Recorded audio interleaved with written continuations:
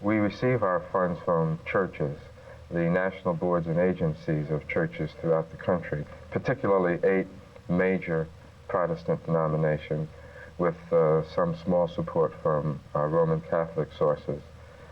We are engaging upon a direct mail appeal campaign throughout the country to individuals whom we believe are convinced that our work is a vital effort that ought to be kept alive. Let me ask you this, Reverend Walker. IFCO deals with the middle-class white liberal. Is that white liberal really interested in the poor and the hungry, or do the ecological and the peace movement dominate his concerns? In the 60s, the white liberal was very heavily committed to the civil rights movement.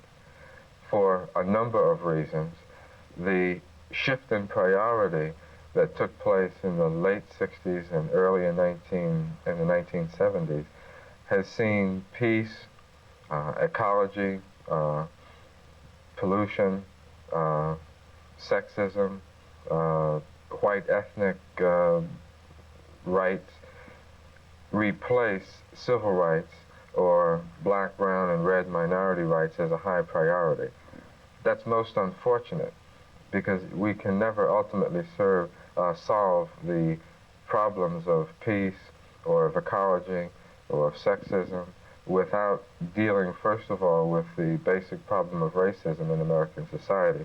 One of IFCO's purposes is to call to the attention of liberals and church sources in America the need to fulfill our commitment to the race priority. Why are you in Dallas? To establish well, you've been here 3 times now, a number of times anyway, I think. A number of my friends who know that I like Nina Simone suggested that I came to town to see Nina Simone at the Apparel Mart tonight. Right. But really, we're here for 4 reasons.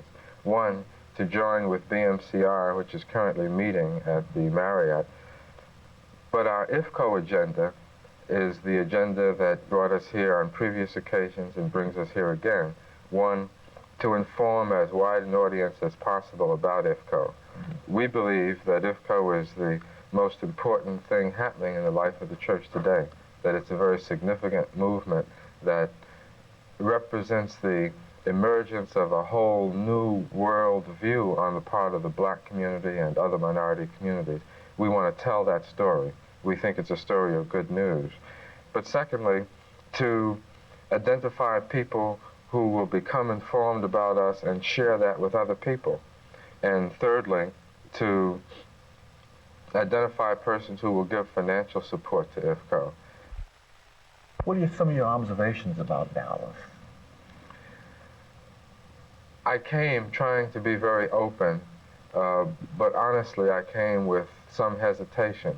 I've been impressed on the 3 occasions because I see signs of hope. Let me mention several of them. Okay. One, I see an awakening in the black community, which I think is very exciting. I see the differences of class, race, income that have divided blacks and Chicanos being slowly broken down.